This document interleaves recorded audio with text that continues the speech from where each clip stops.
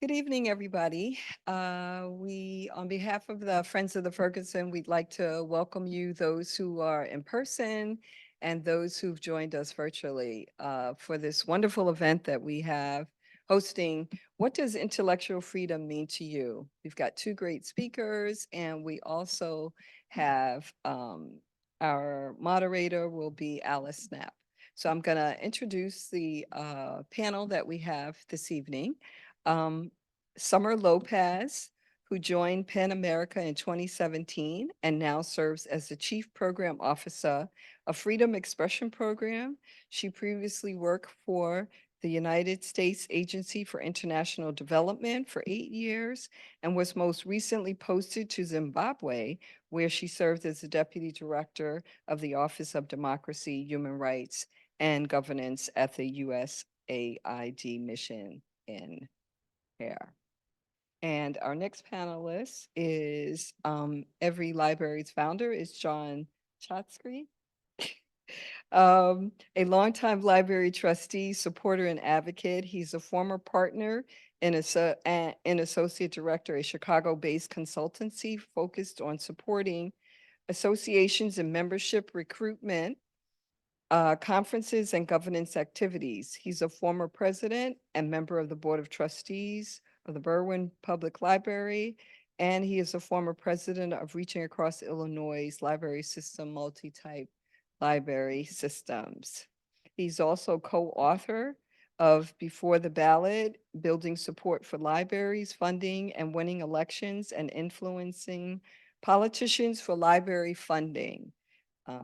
Prior to his work as associate director, he was director of membership development at the American Library Association and co-founder of EdTech startup ClassMap. He's named a 2014 Mover and Shaker by the Library Journal. So please welcome our panelists. And our moderator, as I indicated, will be Alice Knapp, who's CEO of the Ferguson Library. She originally worked at the Ferguson as Director of Public Service in 2000 to 2008 and serves as the Director of the New Canaan Library from 2008 to 2013. She returned to the Ferguson in 2013 as Director of User Services before becoming CEO the following year. Thank you all for joining us this evening. Well, you're welcome. Welcome. And it's very interesting that Cynthia did the introduction because she is part of the Friends of the Ferguson Library.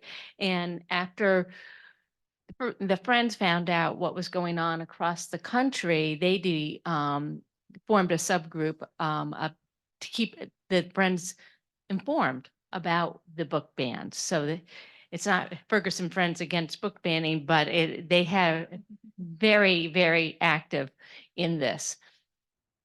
Today, I know every week I get a little newsletter telling me what's going on in the library world in Connecticut, and the Goshen Library is under attack for having genderqueer in its collection. This has been going on since last summer. And I thought we could start with just what's going on. I mean, I know a little bit of what's going on in Connecticut, but what's going on across the country?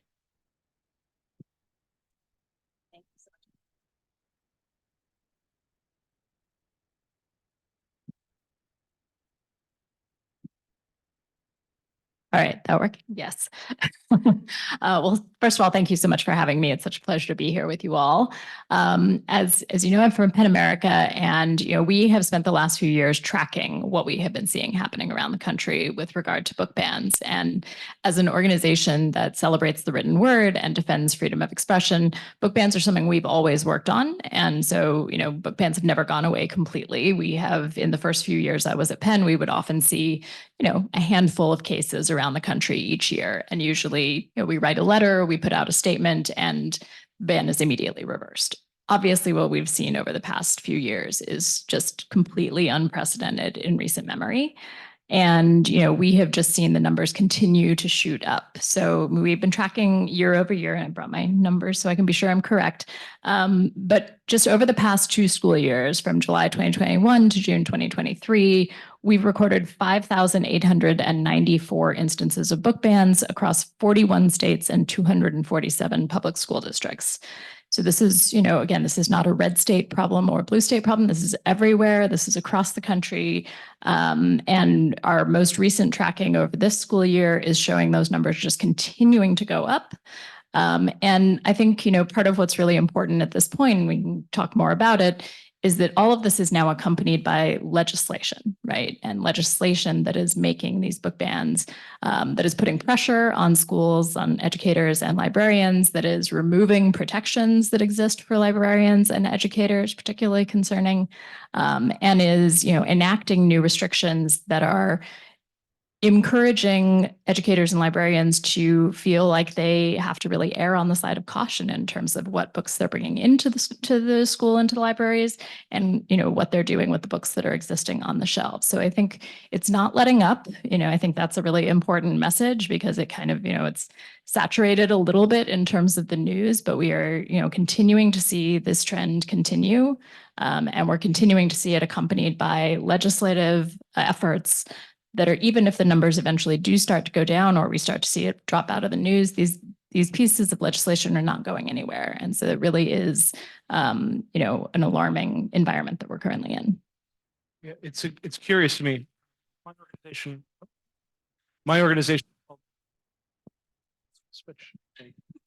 is called Every Library. We're the political action committee for libraries. We work on library legislative initiatives with a number of states. Up until recently, it's been very much about positive opportunities, changing the state budget to do state aid for libraries, for example, passing good legislation. The number of fights that we've been having, as Summer was noting, is extraordinary. And right now, the fact is that anything that happened last year that didn't pass someplace, like a criminalization bill in Maine or a criminalization bill in Texas, or a bill that and when I say criminalize, folks, this is not a casual statement. There's either an effort to call a book something akin to obscene. And obscenity is part of the criminal code. In your state, here in Connecticut, in Illinois, where I live, obscenity is a criminal charge. They're trying to criminalize the titles and or criminalize the profession by removing what are historically defense from prosecution exemptions for librarians and educators and museum professionals. I mean, folks, we live in a society where they built these laws to try and minimize unnecessary prosecutions. This goes back to the early 1960s, back when we used to make laws and not just do political theater. The opportunity for museums to have pictures, statues. There might be a naked person in one of those pictures, perhaps a statue of somebody that is an adult representation. Hard books in schools for AP classes, books about science, books about health and well-being and sexuality. This is more pervasive than just the library collections. This is a fundamental attack on the structure of how we do society, especially through the schools, as Summer was noting. Wow. And the legislation that you're talking about, there are librarians behind that or teachers behind that. And there's also been the social media aspect of it. Have you heard or can you talk a little bit about the impact of that social media aspect on the individuals? We did a little survey work looking at media reports about local prosecutors saying that they were going to go charge a librarian with a crime for having a book on her or his shelves. We did some survey work, media survey work about prosecutors and police showing up at libraries in hot pursuit of obscene material. The climate around that has invaded our conversations about the structure of how we want to have society work. We at Every Library, we work on local library ballot measures around the country. We've done a few in Connecticut, helping pass bonds to build new buildings. But in places like the Patmos Library in suburban Grand Rapids, Michigan, where in 2022, they failed to pass their basic library levy election because the campaign by a group of frustrated book banners, the library board and the staff looked at the Constitution of the United States, looked at the laws of Michigan, said, we're not taking these books off the shelf. That's not risible. These are not obscene. They're hard books. They're difficult books, but we're going to keep them on the shelf because we're a public library. Those frustrated book banners turned their attention on the library's funding and ran a campaign that said, and my apologies to everybody who's online, vote no for the library, get rid of the groomers and the pedophiles. That was about the staff and the board of the library. There's a trauma to that, Alice, as you know. Yeah. There's a trauma to working in that kind of a context. Yeah, and I would say, I mean, we do a lot of work on online abuse and the way that it impacts and targets journalists. We started out working on it in relation to journalists, you know, who at least understand that there are risks involved in their job going into it. That's kind of part of the profession, right? There are safety issues involved. We are now doing that work with librarians and educators around the country as well, and getting increasing demand for it because that's the environment that people are operating in. And I think, you know, it's not just about the book bans, right? This legislation we're seeing is also targeting higher education. It's also about topics that are being made off limits to even discuss in classrooms. It's about a much sort of broader effort. We have called it the Ed Scare in reference to the Red Scare. You know, to really undermine public education and to, restrict a broad swath of what can be talked about in classrooms and what issues can be, learned about and taught about in both the K through 12 and in higher education, even when you're talking about adults in the classroom too. And one of the ways I saw this play out, and it isn't even within this legislation, but when the new abortion law went into place in Oklahoma, Larry Nash, the director of the Oklahoma City Public Library, asked his lawyer, what could the library answer when it comes to giving out information about abortions? And that is something we start to see the chilling effect go further and further. Yeah, that's right. And as I said, I think we're really seeing, for understandable reasons, librarians and administrators erring on the side of caution and advising their staff to, step back from these things, to, avoid talking about things that might get them in trouble, that might, and if you're the teacher or the librarian, you don't want to bring that risk on your institution either, right? If it could affect your funding, if it, could put you in the news and put people at risk. So I think the real effects of this, I mean, we have talked to a lot of librarians and teachers who are just feeling under tremendous pressure, who are, considering leaving the profession in a moment when we're already losing a lot of educators. And I think these sort of implications for education, but also for public libraries, I think is one of the few remaining institutions in which much of the public has actual trust as well. And, that's a real risk that I think we're seeing too. I think all of this is sort of also about kind of broader undermining of trust in public institutions too. Did you want? No. No. I was going to say, and then some of what you're referring to is something like the educational gag orders. And when I was doing some of the background for this, I didn't realize that bills had been submitted in Connecticut. There's both PEN America and every library have really great charts. And I actually cannot remember. I should have which one I saw. I think it was PEN America, where you can look under educational gags and you can see which state has tried to pass legislation or has passed legislation. And in 21 and 22, legislation was submitted in Connecticut. It was not passed. So I say this partially to say it's not just like out there, it's also here. Yeah, that's right. And again, this is, we've seen these bills passed in 22 states. So again, it's pretty across the board. It's certainly being introduced in almost every state, actually. There are interesting parallels between the introduction of these kinds of bills, and they're done for various reasons. In some states, they're introduced because they believe that they can be passed. In other states, they're introduced in order to build a base of support from like-minded people. They are introduced in a place like Connecticut to help identify folks who are interested in gag orders as a way to manage society rather than free expression. And that political action means that they're going to appear everywhere. My home state of Illinois was the first state to do a ban book bans bill. The structure of that bill is curious. We're going to see, remains to be seen how it's going to be implemented. But the same legislative session had a gag order, an anti-CRT bill, another bill that would limit libraries' ability to do diverse collections. I mean, there's no chance that it's passing in a place like Illinois in the session where they banned the first in the, or where they set up the first in the nation banned book bans bill. And yet there's a political movement here that is not necessarily interested in the specific outcome of that bill. It's a movement. And it's a movement that it attracts donors, it attracts political support, it attracts eyeballs. It's fascinating to me how that kind of legislation around books and libraries has been weaponized by that side. The mainstream progressives, the mainstream conservatives, the mainstream libertarians are not necessarily the folks that this is targeting.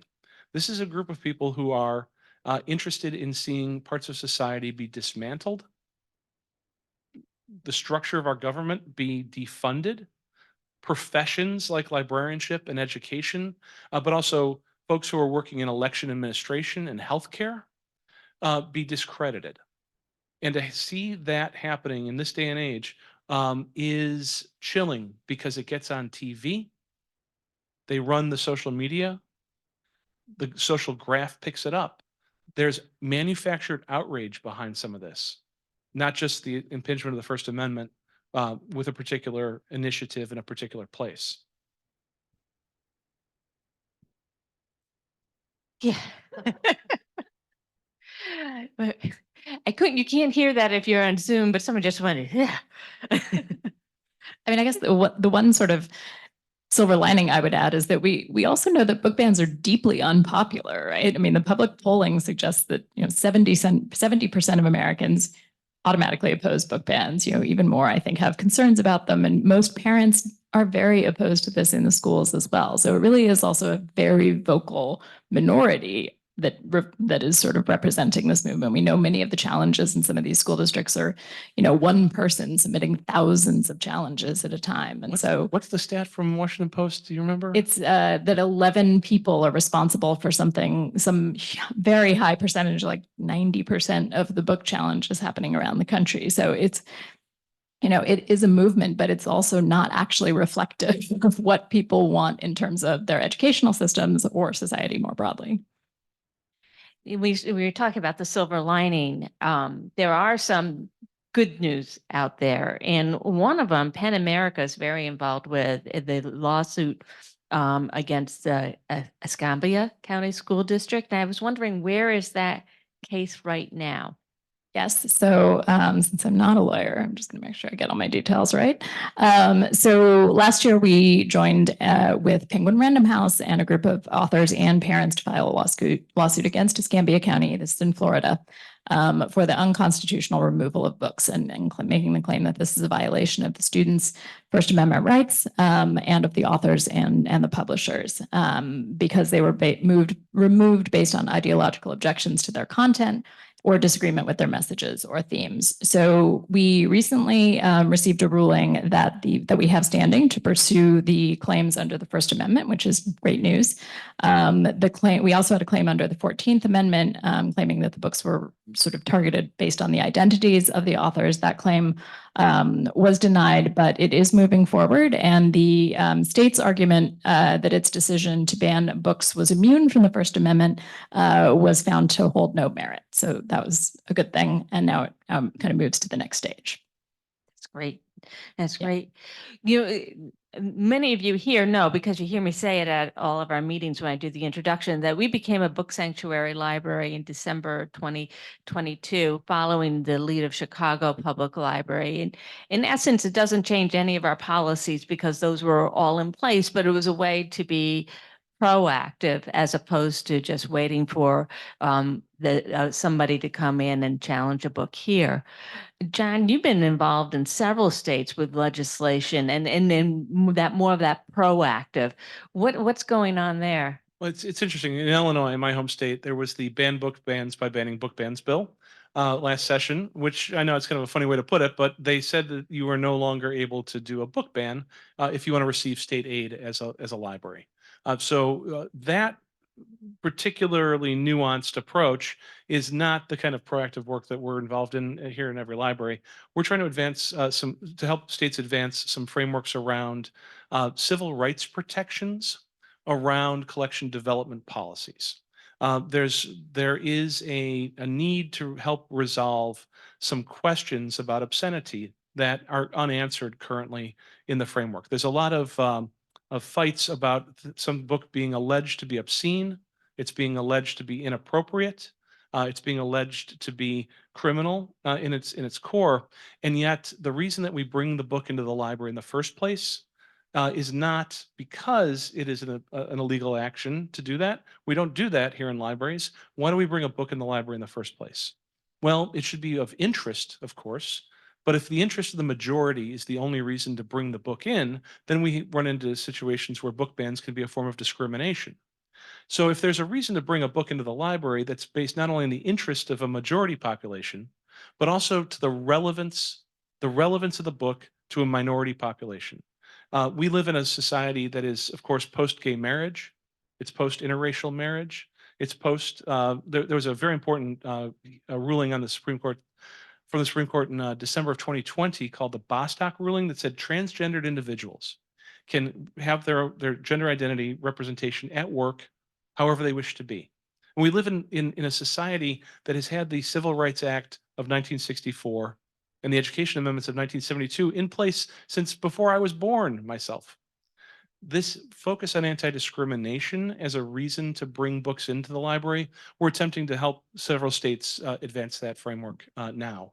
If the reason to bring the book in the library is because of not only the interest and the comfort of the majority, but the relevance of the book to the minority populations, whether it's religion, race, ethnicity, gender, sexuality, then we could potentially have a discussion that says the book's not obscene. You might not be comfortable with it, but it's relevant to those populations. Connecticut, if I may, is an exemplar of this already. We've got some version of the Libraries for All Act happening now in about 8 states, some of them that we've contributed with directly, some that we've helped inform this discussion about the civil rights framework, the public accommodation framework for collection development.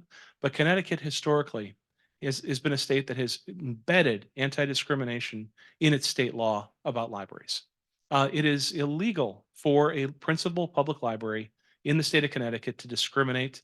No more do we turn somebody away at the door for the color of their skin, or if they're wearing a rainbow flag pin on their lapel, than we would take their books off the shelf. Connecticut's really been a leader in this in an unsung sort of way. And it's important, I think, to share that Connecticut story more broadly. Because what does it mean to have a book, a program, an event, a display that is, I mean, at its most core, neighborly? And I think what's important, because, you know, I've been obsessing about this for the last 2 years, I should point out that most of the books that are being questioned, challenged, banned are either books by or about Black, Indigenous people of color or LGBTQ plus authors. And so that's why this language is so incredibly important. But it does, you know, and there's like a transection, or what's that? I don't know the right word. Intersection. Thank you. Between religiosity and protected class. And so, you know, on a practical level, if someone's coming into a library and their religion is saying this, and in particular, I'm thinking of LGBTQ, this is against my religion, and yet there's a display there. How do we navigate this? Yeah, I mean, I think, you know, I think what we always say, and particularly when we think about this in the context of a school environment, right? Nobody is saying that parents shouldn't have some role to play in making these decisions for their own children, right? Or that they don't have the opportunity to talk to a teacher or the administrators about something that they might have concern about being appropriate for their child or their family. The problem is when you project those things onto everybody else, right? And you make those decisions for everyone else's children, and then you're infringing on their rights and the rights of the other parents who may actually want their children to have access to this diversity of stories and books, may see that as the whole purpose of their education and their access to literature. So, you know, I think it is about respecting, you know, people's right to make those decisions for themselves and for their own children and families. But that doesn't mean you get to sort of blanket place restrictions on things for other people and infringe on their rights to have access to those resources. There's always been a tension within the First Amendment in the United States about freedom of religion and freedom from religion as well. I tend to be personally more in a freedom from religion. I mean, it's very nice what you want to do on a Sunday or a Friday or a Saturday or Wednesday. It's lovely. Have a nice time. But that freedom of religion conversation has changed dramatically in the last generation or so between the movement that the Roberts Court has made on allowing religious expression in government and school contexts, and that social story that you hear, the newspaper coverage that you see about the high school coach who gets to kneel at the 50-yard line before the game and do a huddle, but you're gonna have a prayer huddle at a public school. That's not how I was raised. And yet it's permissive now within the context of the Roberts Court is set up. How is that affecting our conversations and your staff's conversations right now, where freedom from religion is a co-equal tension point? The resolution of that is really about how do we want to work again as neighbors in a non-sectarian way, in a pluralistic society. It remains to be seen how it's going to play out, and as we move into the second half of this decade. Wow. Um, Another concern that I have is the right to privacy around reading and borrowing books. And I can say now I'm old, right? When I was in library school, the talk was about the FBI and the stacks, when the FBI would go in and see who was reading Marxist literature or reading things in Russian. And we've seen this, that one of the great things that came out of that is 48 states have laws on confidentiality, because there's understanding, there's this tension between intellectual freedom, but also your right to read what you want to read without it going in there. So how does some of this legislation, especially when directed at schools and school libraries, interfere with this right to privacy? And what's the impact? Well, I mean, I think there's, we often hear sort of the proposal that, well, you can just put those books, behind the shelf and you make it such that a child needs their parents' approval, and, that's perfectly reasonable. But, even there, that child has a right to access that story. You don't know what that child's home situation is, right? I mean, we know that part of the reason that, it's beneficial for children to have access to these books is sometimes they understand abuse that they might be experiencing or something else happening in their life that they might not be able to understand until they kind of encounter it in a book. And so, we also, might not be quite the same situation as removing it from the shelf entirely, but we still feel like that's a significant violation of a young person's access to that book and their right to have access to that in some degree of privacy. So, I think that, the legislation that we're seeing, really again creates this broader chilling environment. It also sends a message that these types of books are somehow wrong or problematic, and kind of creates this stigma around them that I think is not dissimilar from what we used to see during earlier eras in American history. And so I think that's sort of a bigger issue as well. And as you said, the particular types of books and authors that we're seeing targeted are also stories and authors who have been missing from the shelf entirely for a long time. We actually did a report entitled "Missing from the Shelf" a few years ago about the absence of authors and stories by and about people of color and LGBTQ people in children's literature. And so this is still, this more diverse sort of collections that we have today are still relatively new. And I think that's part of the effect that we're seeing is the potential reversal of some of that too. Every Library and our media partners at Book Riot did a survey of American parents last fall. We did a 3-part survey: public libraries and book bans, school libraries and book bans, and the perception of librarianship. And it was parents. We didn't ask voters, we didn't ask residents, we didn't ask left-handed people. We asked parents. What do you think? Because so much of the mantle of parental control, parental responsibility, parental concern is taken up by these groups like Moms for Liberty. They say that we are the legitimate voice for parents. We wanted to find out what parents actually think. And the interesting thing about this is that a lot of parents actually think that we should be notifying them about the books that come out of the school library. The kids, when they send me an email, so I know. A lot of parents use filters to block their own kids' phones from things that they, well, at least they say that they do it. I don't know how many parents are actually technologically adept enough to accomplish it properly, but there's a lot of interest on the part of parents, according to the survey that we did, um, in seeing that their kids are somehow or another not out in the wild. You know, that there is legitimate concerns there, and yet the educators and the librarians that are out there in these kids' lives are the ones who are protecting them.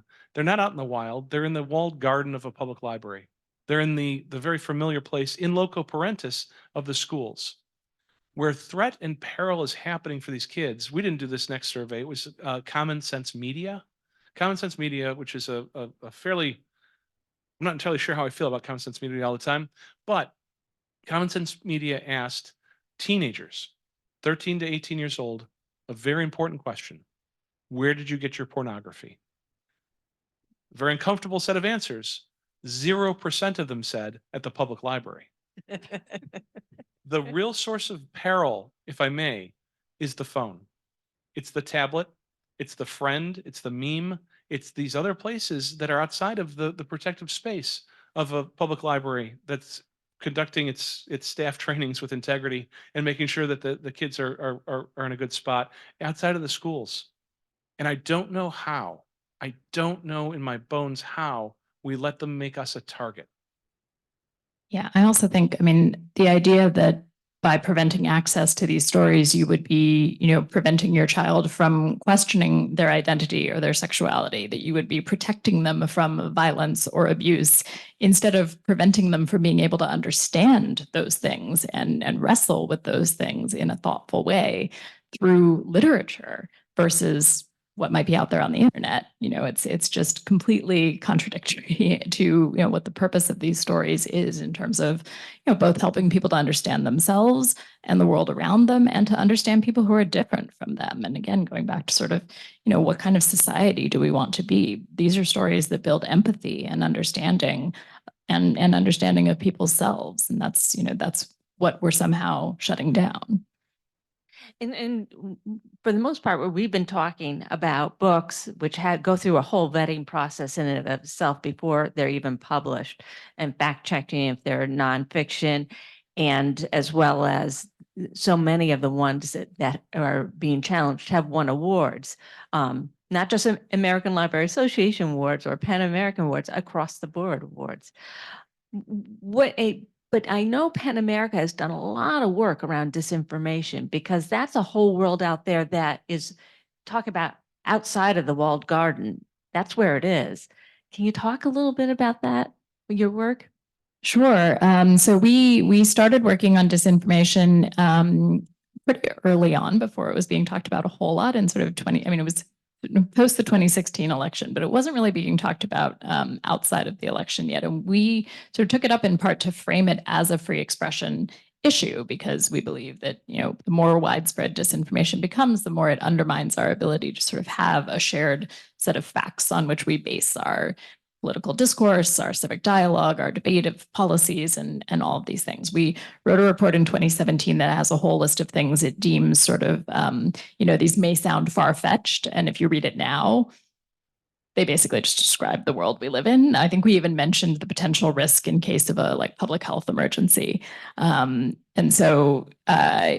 But we, at the same time, are a free expression organization. So for the most part, we are not recommending solutions to disinformation that are about shutting down speech or about limiting people's access to information. We still believe, most of that out there is still protected First Amendment speech and expression. And so in much of our work, we're trying to do, is to find solutions that better empower and educate the public to better understand how to navigate the information landscape that we now live in, which is tremendously complex and only getting more complex with the introduction of things like generative AI.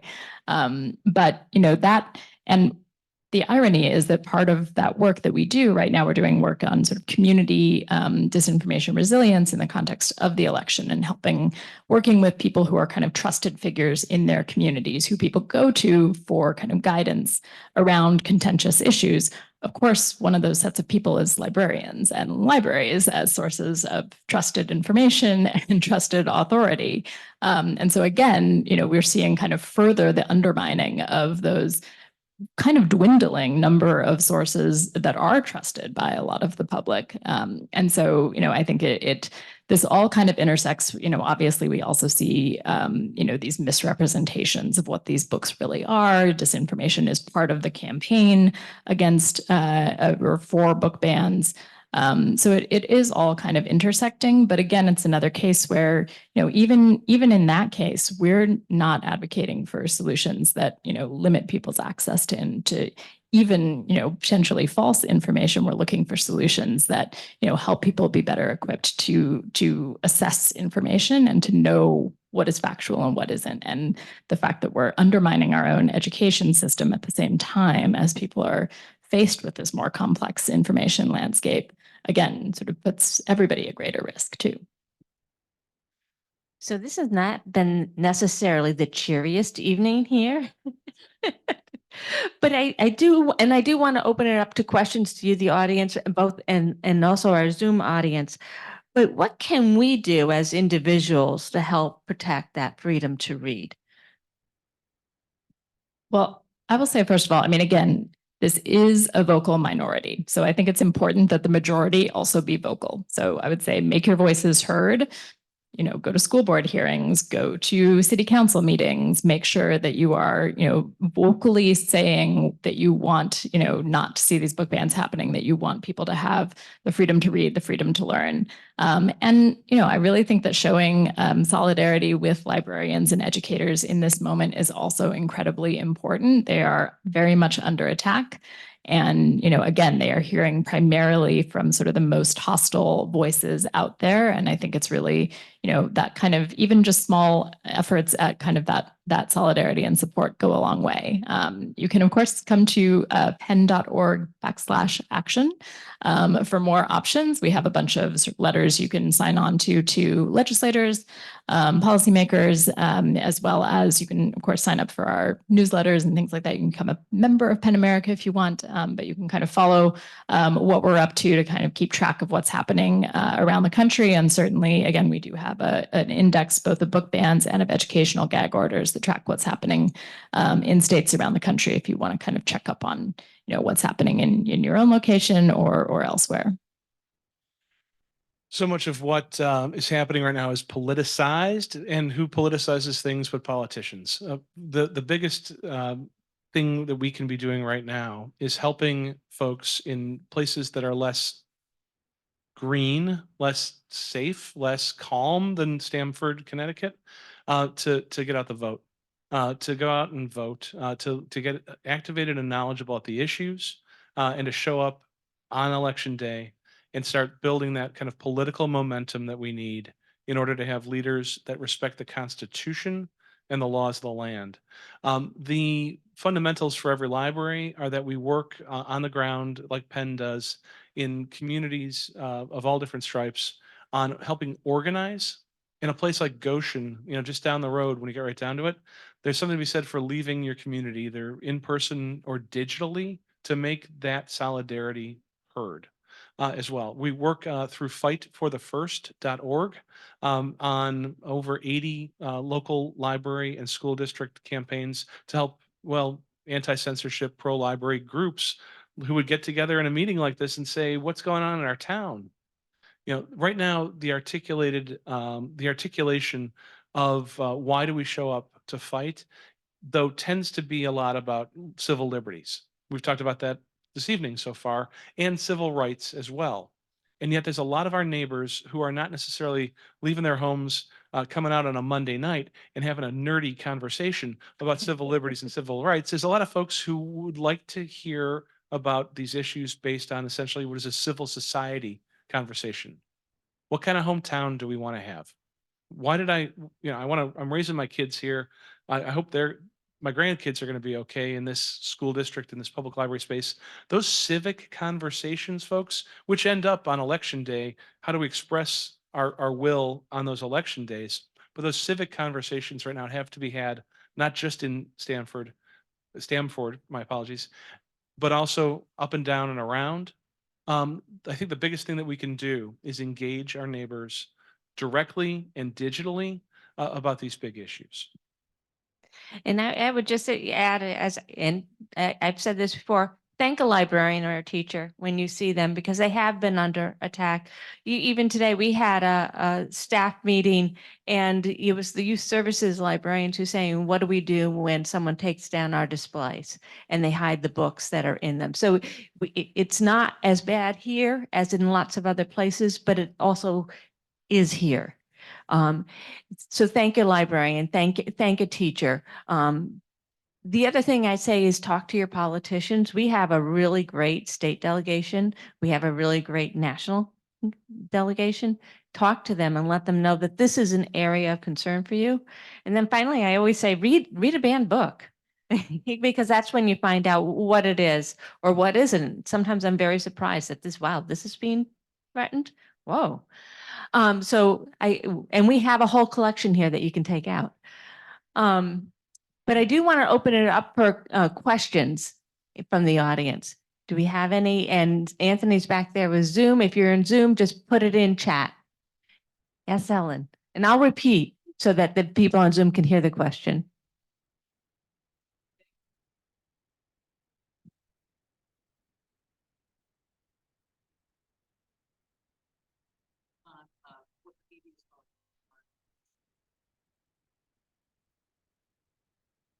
This is on today's Supreme Court case, which could be landmark for First Amendment rights. Yes. So this case is basically about whether or not the social media platforms have the ability to moderate their content. We actually submitted an amicus brief in one of the cases relevant. There's sort of two cases going on around these laws that were introduced in Florida and Texas. It is, I think, it could sort of reshape the internet, essentially. Again, this is a good example of where sort of working on free expression in the digital sphere gets complicated, right? We support content moderation. Content moderation is important because otherwise you kind of, we're kind of seeing what happens when you don't really have content moderation. If you look at what Twitter, now X, has essentially become, right? It becomes a little bit of a cesspool. It becomes very difficult for anybody's voice to be heard.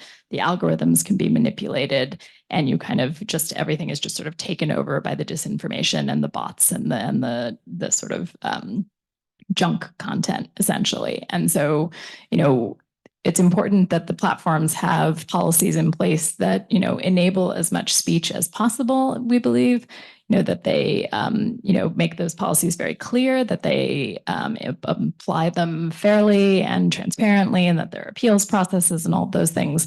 But it's very important that they be able to have those policies and put them in place and enforce them. And this sort of basically puts that at risk. And it could have implications beyond that as well, right? It could then sort of be a slippery slope down to questions of what that means for publishers like the media and other industries as well. So it's definitely something that we're watching closely. Yes.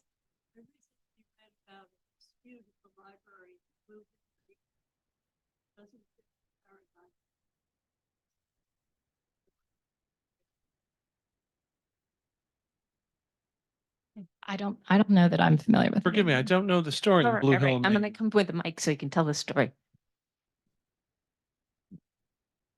Well, according to the article I read in the New York Times, Blue Hill, Maine was an exemplary library, believed in all of the things that you've espoused.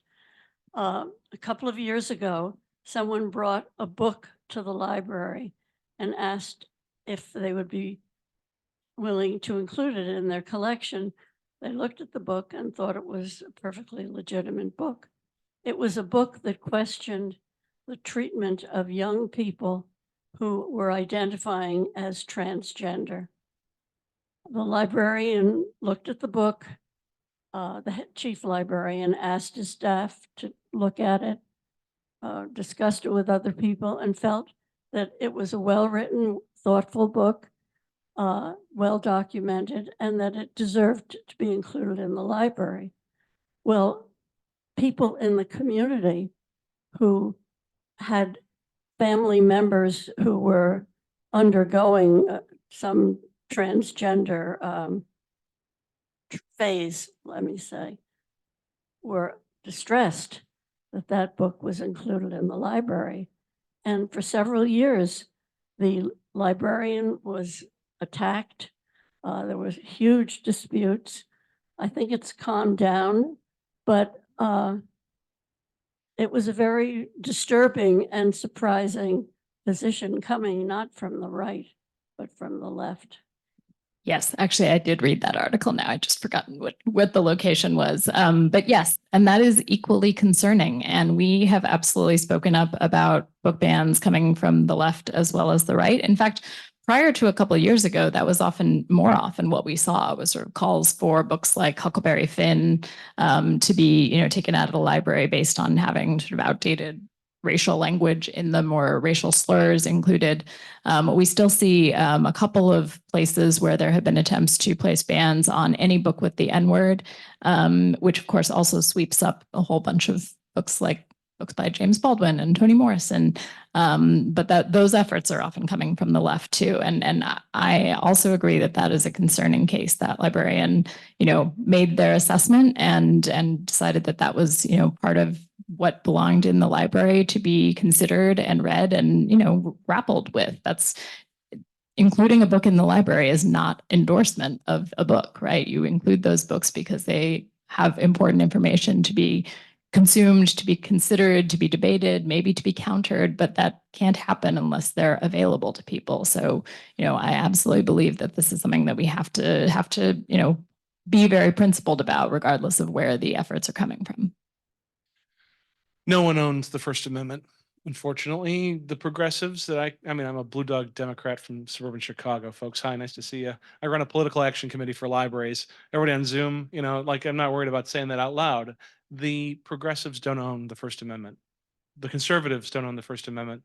In fact, the libertarians probably have more claim to it because they've been talking about unconstitutional censorship for an awfully long time.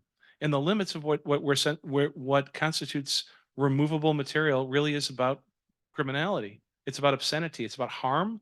And if it's not risible to that, then the library, as part of its responsibility to be a forum, the limited public forum that it is, has a retention responsibility. The fight here being about why do we bring it in the library in the first place? And again, the library having a set of criteria for why and how it evaluates. There is uncomfortableness that's made. And yet that's one of the things that a public library does. I often say we probably have a book on our shelf or two or three that offend you. We definitely have several books on the shelves that offend me. And that is really where the librarians have a set of criteria when they order books and select books for the collection. And it can't be about whether I agree necessarily with it or not. It's hard to explain. I have gotten more complaints about use of the programming room by people who I would consider on the left than I have from people who I've considered on the right. So it is both, both sides. Yeah, I'm sorry. Sorry, I was just going to say, that's the basis of intellectual freedom, right? That you have to have access to these ideas and then you wrestle with them. And that's, what I think we see, we've seen, again, threats to that from all sides in recent years in our society. I mean, campuses have been wrestling with a wide range of sort of increasing intolerance of essentially exposure to ideas that people disagree with from all directions. And so I think this is really, I think, a critical conversation to be having right now in our country, because we are losing some of that grasp of what it really means to defend freedom of speech, to defend intellectual freedom. I think to the conversation earlier about the Supreme Court case, which is about private platforms like Facebook and Twitter, et cetera. And most Americans are not constitutional scholars first, or even library patrons first. They're consumers. The consumer conversation here about what's my ability to my interaction with speech is very different than the limited public forum that is a public library, or the environment within K-12 that's protected by the Constitution. We are always, I think, having waves of consumer attitudes break across the shoals of what the Constitution actually says.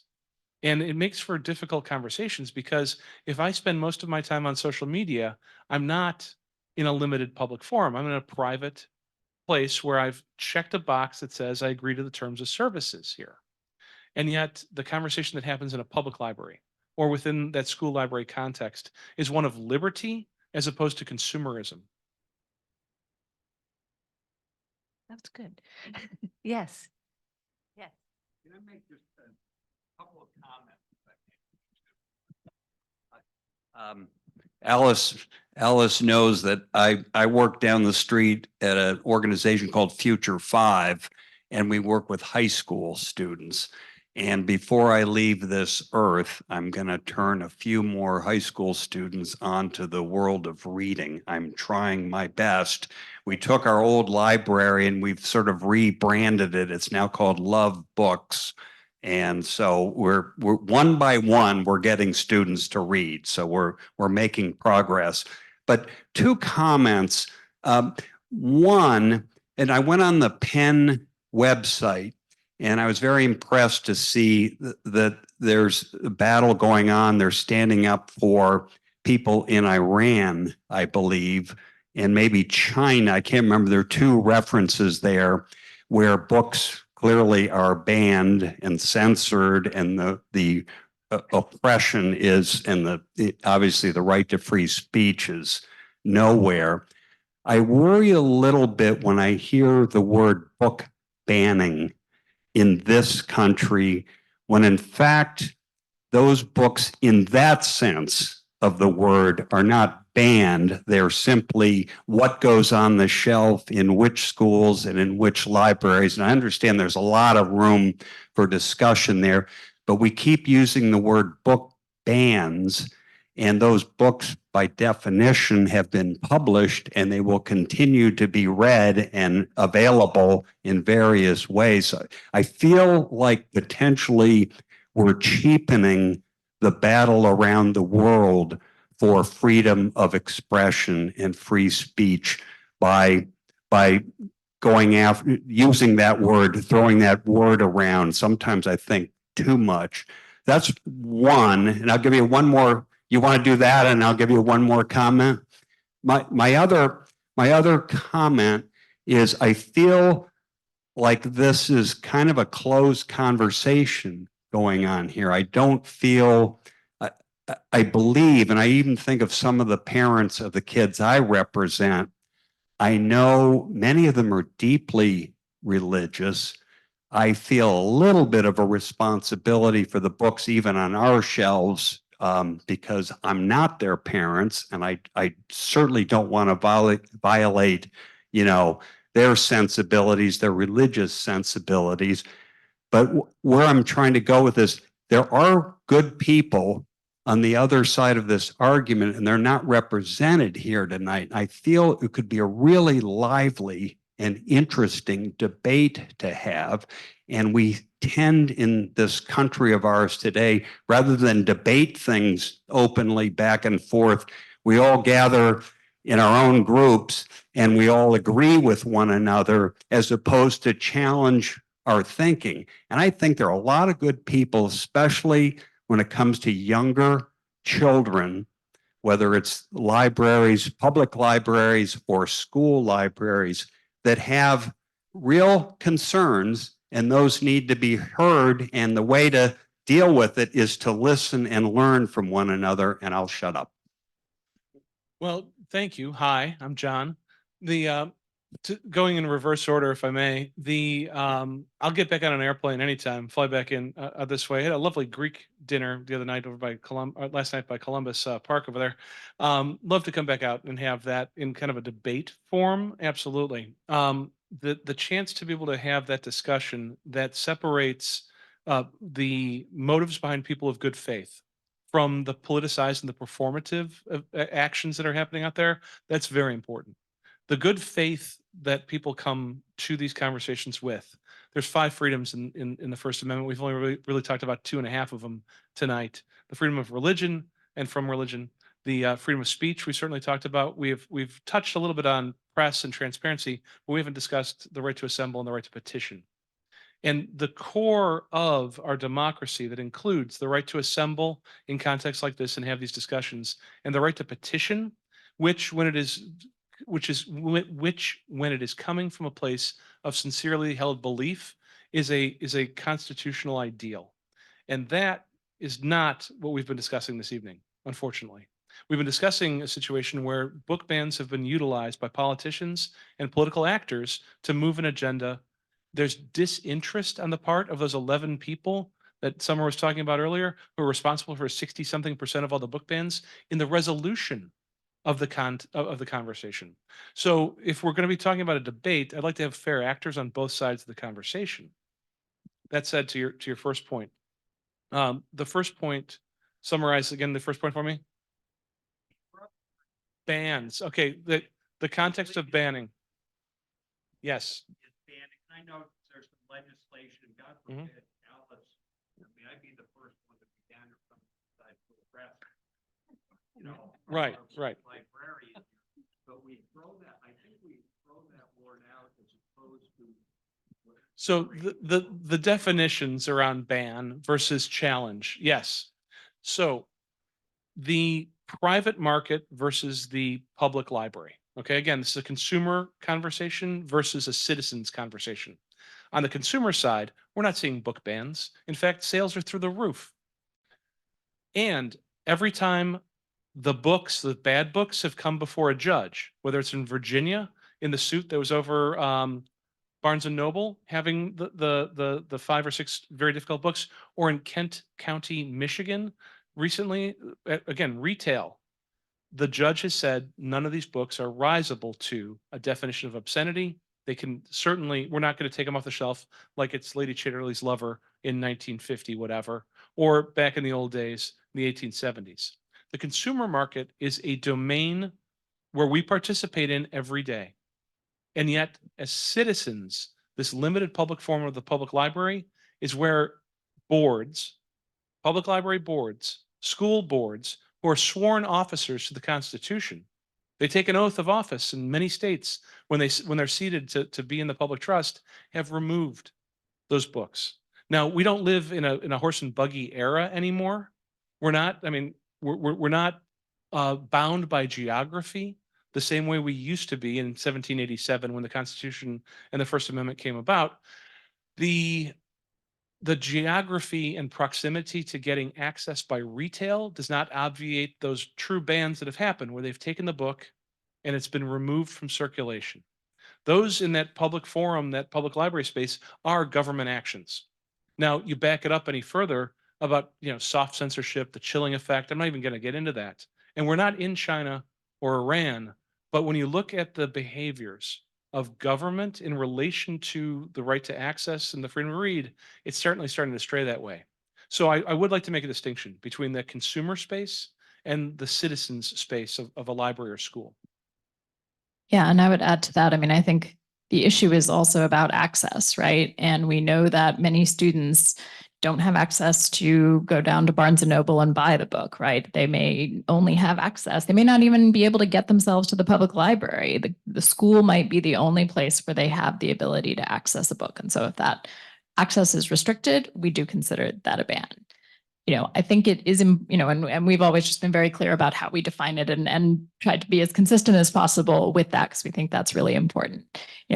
I think it is, part of the reason that it is important to make clear to people is that you don't get to Iran in one day. You don't get to being China in one day, right? These things are canaries in the coal mine. And we have seen this trend in other places where the educational sphere and access to books is a sort of first step. And we point to Hungary a lot because a lot of what has happened in Florida in particular really follows a playbook of Viktor Orban's in terms of book bans, in terms of sort of political takeover of public universities, in terms of banning gender studies, and we are at a point where we are seeing legislation that is restricting entire areas of study, be that gender studies, be that sociology, I think in one case. And so, we by the government. So we really are past a line here that I think it is important for people to really understand. And I think, much of the legislation that we see,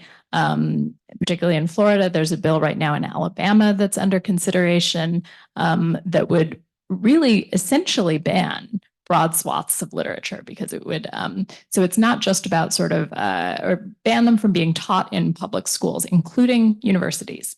So some of this really is getting to a level that I think it's important to really, think about in those terms, actually.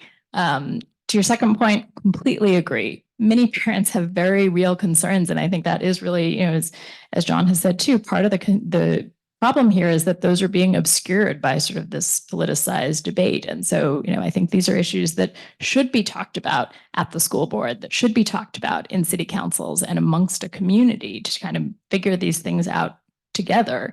These are real challenges, but that's not what we're seeing. We're seeing a handful of people. We're seeing a sort of coordinated movement across the country to target specific books and to override those community-based conversations. And so, I strongly endorse your idea of more debate about this and more sort of good faith conversation about it amongst people trying to wrestle with these challenges.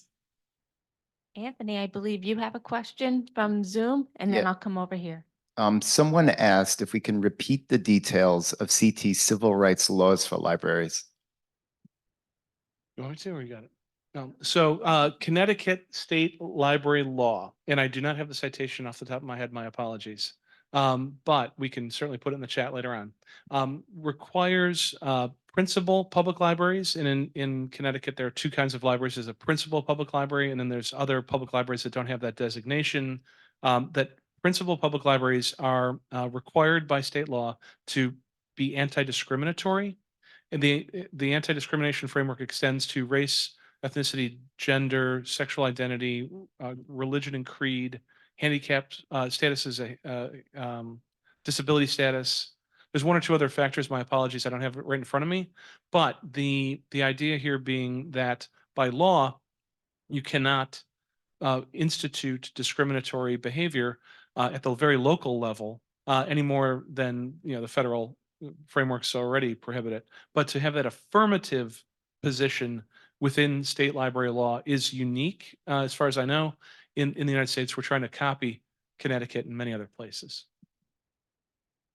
And you had a question? What exactly is going on in Florida? The question is, what exactly is going on in Florida? So much. So much that we opened an office in Florida just about 3 months ago to be able to better respond. I think that it's really become ground zero for a lot of these issues. Obviously, the sort of Stop Woke Act, the Don't Say Gay bill, this is all legislation that's having a tremendous chilling effect. The Stop Woke Act was only effective with regard to higher education for a few months after it was enacted, before it was enjoined by a judge. And yet it's had a tremendous chilling effect in the state across the higher education sphere. And then, we have also seen, so the New College of Florida, which is sort of a liberal arts public university, was essentially taken over by Governor DeSantis. A number of his sort of political allies put in place in its board of governors, completely gutted essentially the sort of existing culture and orientation of the school. Again, not so dissimilar from some things we've seen happen in places like Hungary. And really, just the broad chilling effect. I mean, this is a place where there have been some surveys done of teachers and professors, and sort of the fact that many of them are thinking about leaving the profession or leaving the state, at least. It's really, I think, quite deeply concerning. And it goes beyond the sort of educational and book ban world as well. They've also attempted to introduce legislation that would sort of undermine the protections for journalists from libel accusations.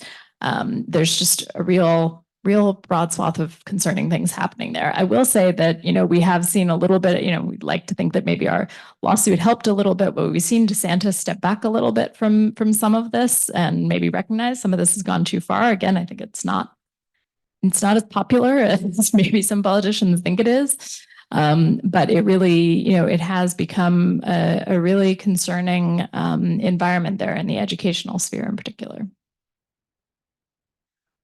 I heard Stan speaking, against his last law.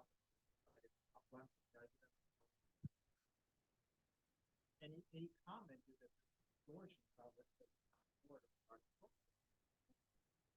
So I looked up this list. This is a PDF from Florida Public Schools, straight to senior high school. And I wish I had this when I was in school because there's so much stuff in there that is included, both the African American experience and gender-oriented material. I'm really surprised. And like in the various figures, in some cases, they're there twice in this book for different age levels. I was really amazed. So I'm just kind of curious about addressing the point of how much the media landscape and the partisanism is actually distorting what's going on both sides. For instance, on a related issue, the importance of having more people participate at board meetings, I definitely agree. But frankly, I'm disturbed by some things that I've heard on the radio, accounts of what's been going on at board meetings, recordings, and have seen, like one account I saw on YouTube was the testimony of a parent, I think it was in Alaska, and he was complaining about this material that his daughter, I think, had brought home from school. That was part of the curriculum about how to sext, sexually explicit texting, how to do it, responsibly, safely, and so on. And he was trying to actually read this stuff to the school board, and they shut him down. One of the school board members didn't think there was anything wrong with their hearing what exactly his complaint was. So they took a vote, and the head of the school board refused to have this person be heard. So somebody else mentioned there's a lot of stuff going on both sides here that, to really get to the heart of what's going on, you have to have open dialogue. And I definitely think, like, what is it, Moms for Liberty? A lot of these organizations are jumping on the bandwagon about this for their own purposes. But I think there is grounds for concern because presumably a lot of these parents are concerned about these books because they see them as tools of a curriculum, not the books themselves, and not necessarily the subjects that are taught, but how they're taught in the classroom too. So I feel those matters need to be taken into account. Thank you. Sure. Yeah, I mean, I think obviously, of course, there is room for debate on all of these things and for communities, again, to wrestle with them. I agree. People shouldn't be shut down in school board meetings. They should have the chance to be heard. I think what we see in Florida is not necessarily sort of happening in a consistent way across the state. It's certain school districts are responding in different ways. We're also seeing with a lot of the legislation being put in place right now that leaves a lot of uncertainty around what should be restricted and what shouldn't, that it isn't necessarily that things are being taken out of the catalog entirely, but we see, we've seen cases where the librarians just sort of like put a blanket over their library, where the teachers take the books out of their classroom. Some of these things, and these are things that we're not really able to quantify either. So our numbers do not include these sort of cases where you have like a blanket shutdown of just like access to the library, which we have seen quite a bit of. In places like Florida, where the laws are very restrictive, but also very vague in terms of, restrictive in terms of what the potential penalties might be, but vague in terms of any clarity around how you might know whether or not you're risking violating them. So, it's not necessarily going to look the same in every location across the state, but what we are seeing is, a lot of really concerning documented cases of, librarians and educators feeling like they basically have to shut down access to books because they don't know whether or not they might end up violating the law. If I may, the experiences of boards around the country are uneven. The public library board, the school board, human nature, and something about the American psyche. We don't talk about sex very comfortably in this country. We're very happy with movies about violence. We'll have superhero movies that show everybody beating each other up and blowing everything up. But if there's any conversation about sex and sexuality, we tend as a society to shut it down. I'm not suggesting you do personally, but it causes discomfort among adults who've never had a conversation, even though they're charged to run part of society. We've elected them to a school board. We've appointed them to a library board. There are elected officials. These are people who should be having conversations about sex because that's what the curriculum is about partially. about sexuality and gender, because that's what the books are about, partially.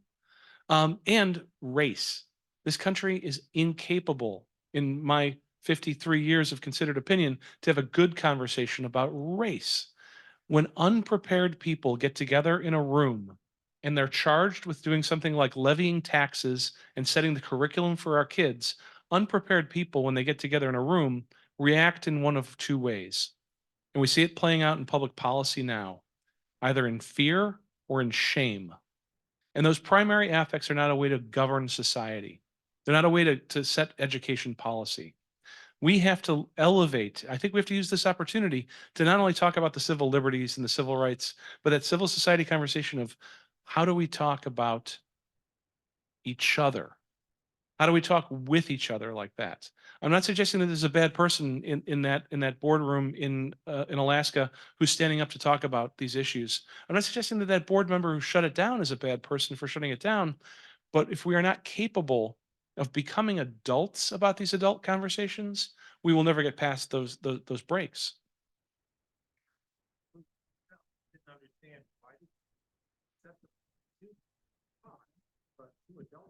I'm going to suggest it's I mean, discomfort as a driver for public policy.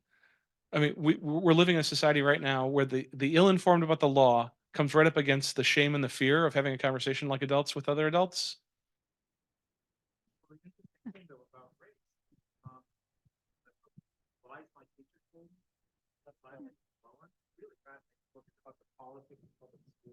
Textbooks.